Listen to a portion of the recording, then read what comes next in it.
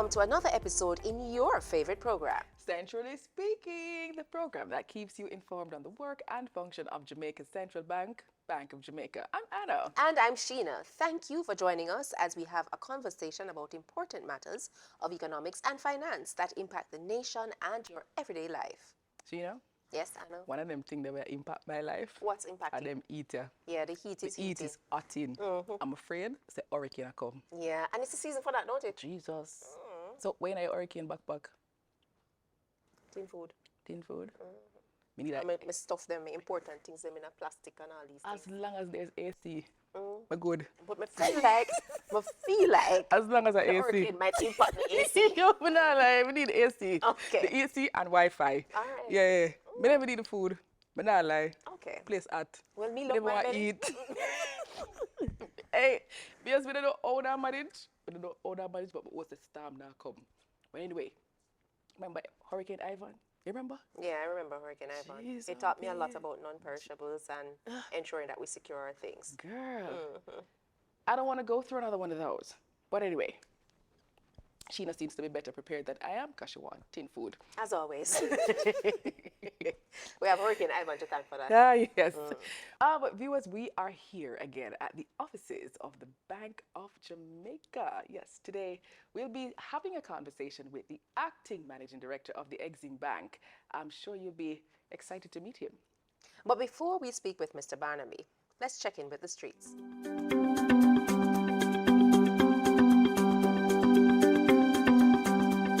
What are your thoughts on the new banknotes? They're cute, but the only thing is that you can't deposit them. I had a hard time trying to pay my credit card bill the other day because can't deposit them. So that's the only problem that I have with them.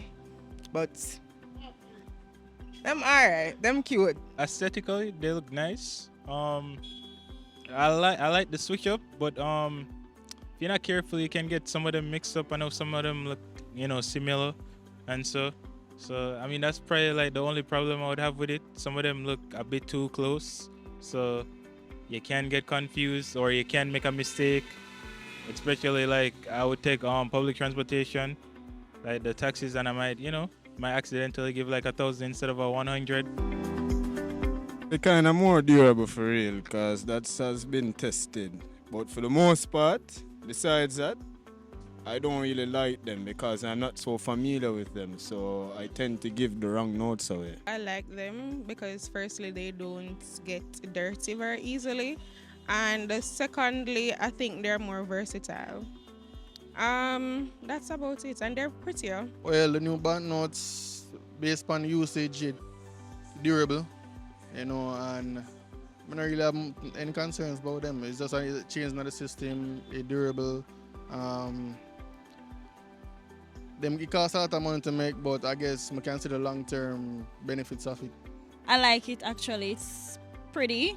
The only thing though, it's really thin.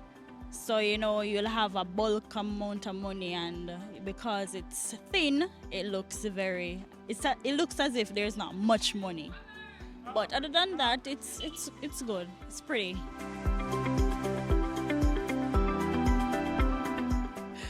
It's time for a break, but when we return, we'll find out more about the work of the EXIM Bank. Stay tuned, Centrally Speaking.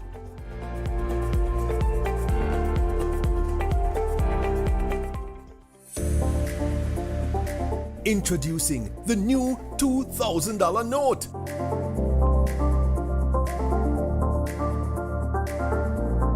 The new $2,000 note was created to help bridge the gap between the $1,000 and $5,000 notes. With the introduction of the $2,000 note alongside the $1,000 and $5,000 notes, fewer notes will be required to settle transactions. For example, instead of using 4 $1,000 notes to settle a transaction of $4,000, an individual could use just 2 notes, a combination of 2 of the new $2,000 notes. This substitution effect will lead to less reliance on the heavily demanded $1,000 bill, as well as generate cost savings for the bank over time.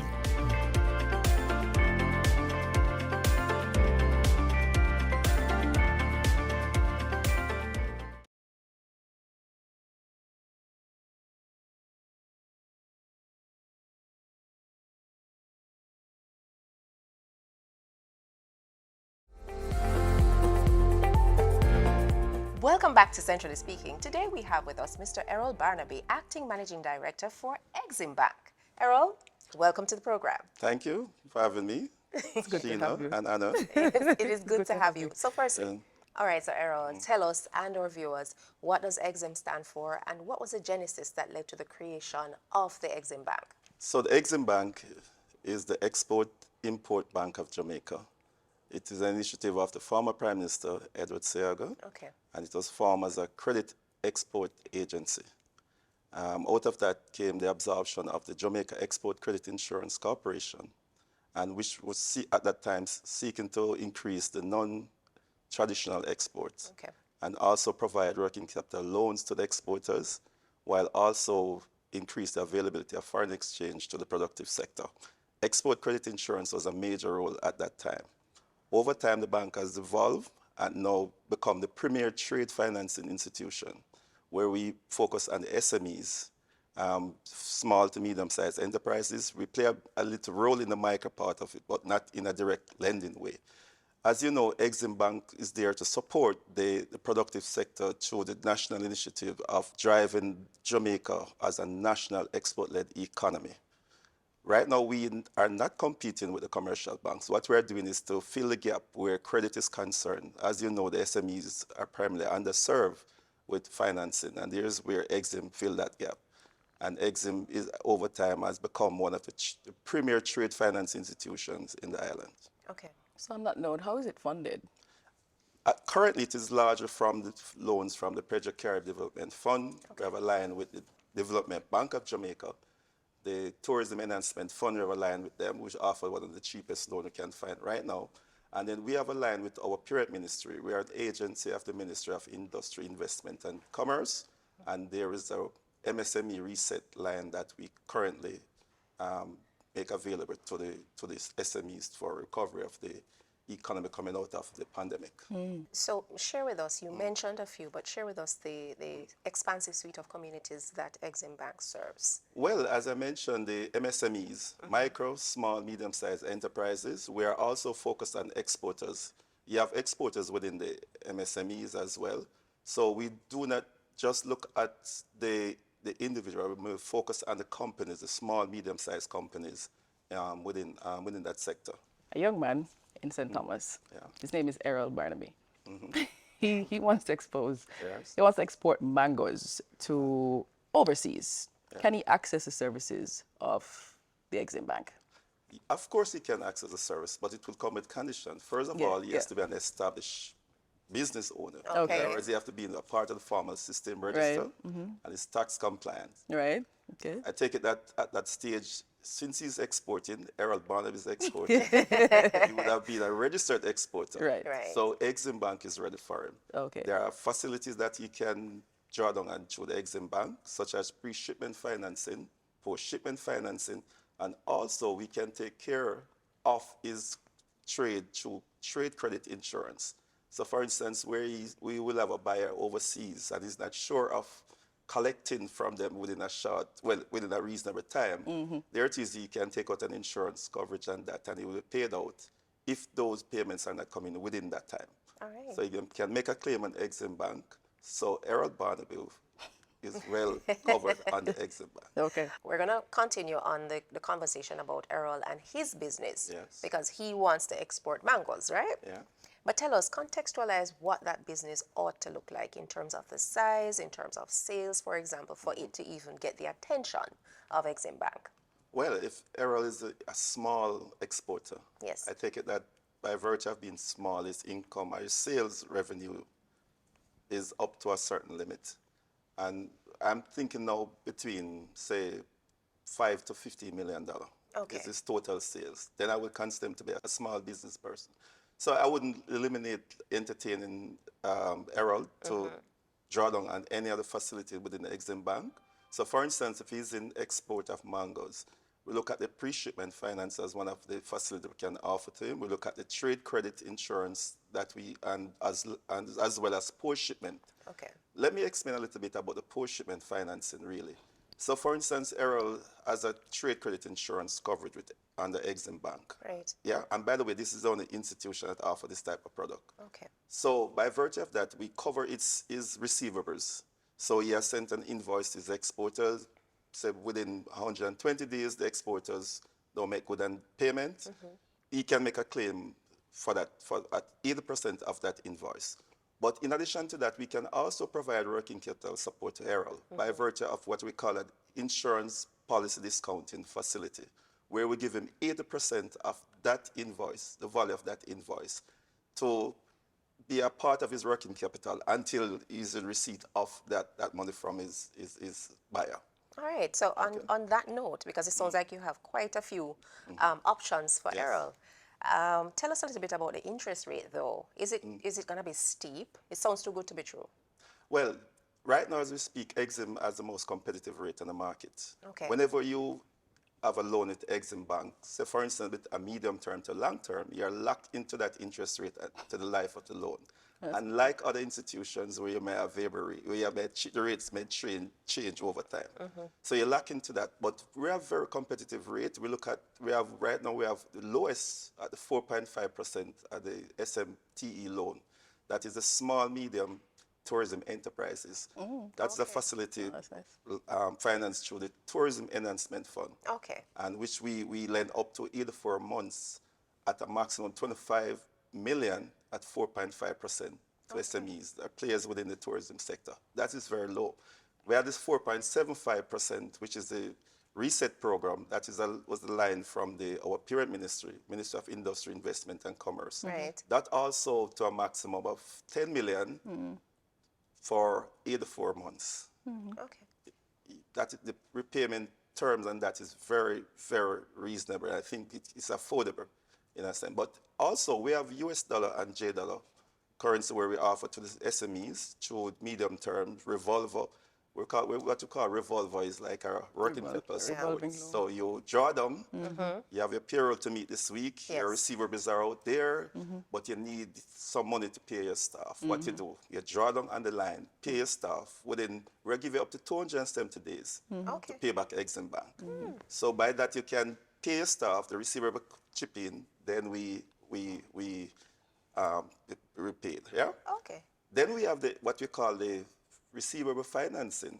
This is a very, you call term an unsecured loan, really. Okay. But we use the receivables as part of a security collateral to support that line. What it means is that what would you say? Your debtor, so you sell the goods to. Right. They won't be able to pay you until, say, 60 days. You can discount that receivable and sell it to EXIM Bank.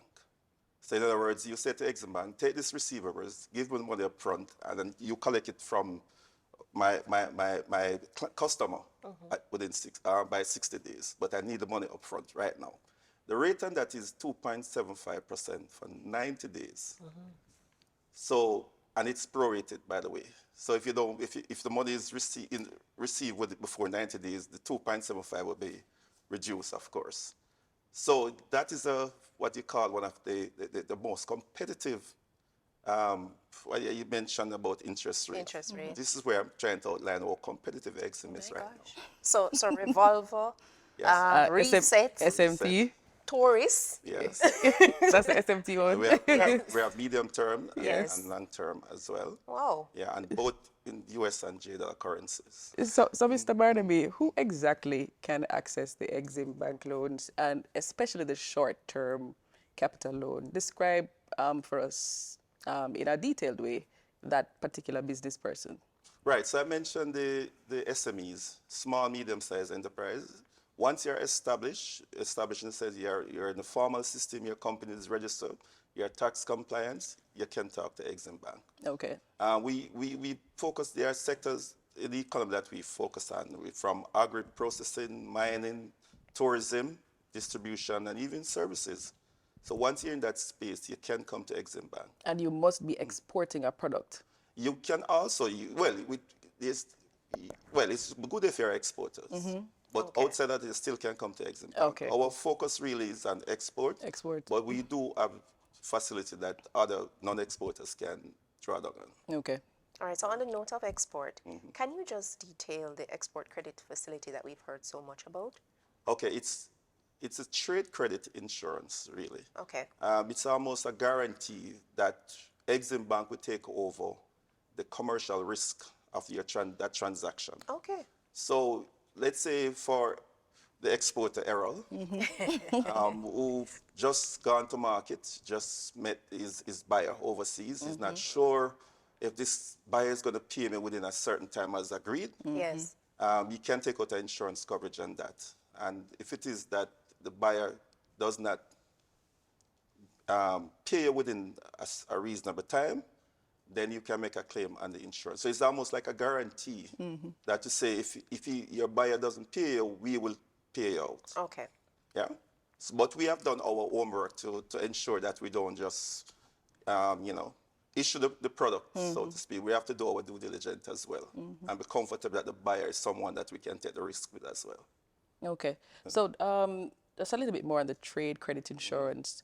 How does it work? Is it a percentage of the value of the invoice? Yes. It's 60 cents per $100 to the value of the invoice. And you can make a claim up to 80% of the value of the invoice. So we use a period up to 120 days. If you are not in receipt of your payment within that time, then you can make a claim. Okay. Okay. So it's a commercial risk that EXIM Bank actually takes over and allow you to continue doing your focus on your business, really. And I mentioned earlier about, in addition to that, if it is that you need working capital support, we can also provide another product that ties to the TCI, which is the insurance policy discounting facility. Okay. And we can finance up to 80% of the value of the invoice until we are in receipt of that payment. What is the impact of the EXIM Bank on the economy? You have any numbers you want to share? EXIM is instrumental in the growth and development as MSMEs in Jamaica, in the economy right now. We play a pivotal role in ensuring that our MSME especially are comfortable, have proper access to financing. We are here to fill the gap.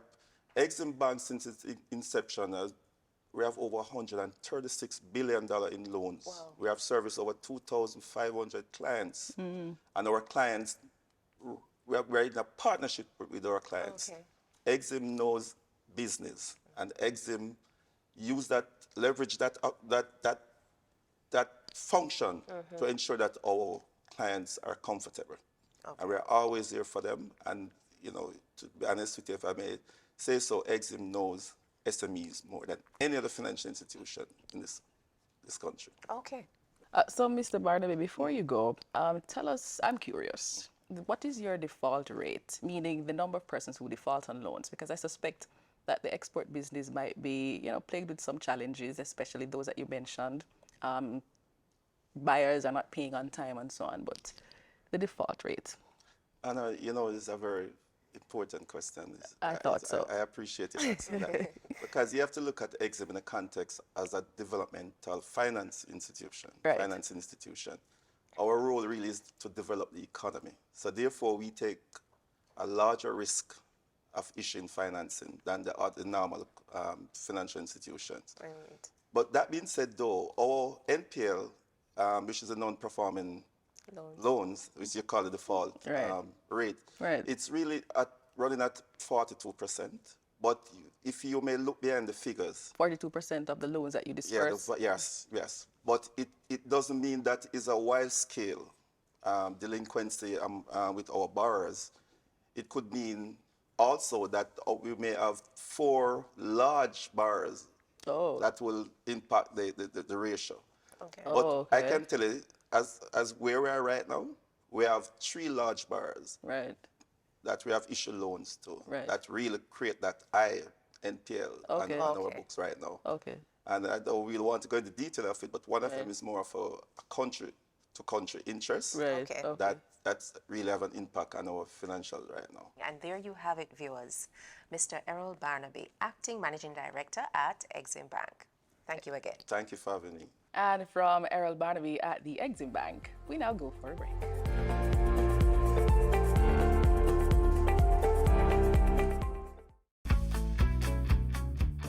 Jamaica's currency has a fresh new look. Introducing the new $50 note.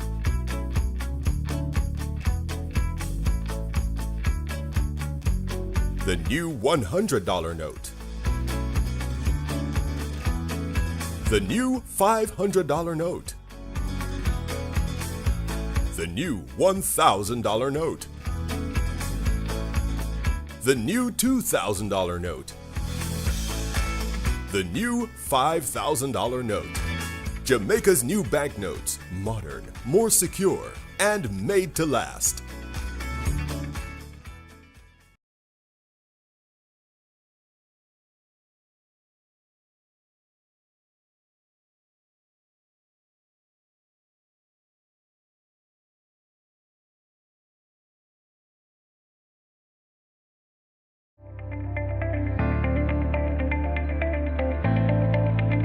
Thanks for staying with us here on Centrally Speaking. On today's show, we learned all about the work of the EXIM Bank, and here's a recap of the discussion. It's time for Fast Facts. Number 1. EXIM Bank was established in 1986 as an export credit agency. It is now the premier trade financing institution, focusing primarily on SMEs and exporters. Number 2. The EXIM Bank is funded largely by the Petro-Caribbean Development Fund, Development Bank of Jamaica, MIDA funding from its parent ministry, that's the Ministry of Industry, Investment and Commerce. Number 3. Business operators involved in the tourism sector can access up to $25 million at 4.5% per annum for up to 84 months, so that's 7 years, through the SMTE facility, that's the Small and Medium Tourism Enterprises facility, funded by the Tourism Enhancement Fund. Number 4. To qualify for a loan from the EXIM Bank, you need to be an established business operator, registered exporter, and tax compliant. And number 5. Trade credit insurance takes on commercial risks in the form of a trade guarantee. Therefore, if the buyer does not pay, EXIM Bank will pay. The client can claim up to 80% of the value of the invoice if the payment has not been made within 120 days. And that's it for our Fast Facts. And that's it for our program this week. Remember to follow Bank of Jamaica on Twitter at centralbankja or the Facebook page. You can also visit the website at boj.org.jm. We also invite you to send in your questions on Twitter or Facebook. Make sure you send in those questions. Yeah, the lady do. And of course, watch Centrally Speaking next week at the same time right here on your station when we will have another interesting guest. I'm Anna. And I'm Sheena. Thanks for watching.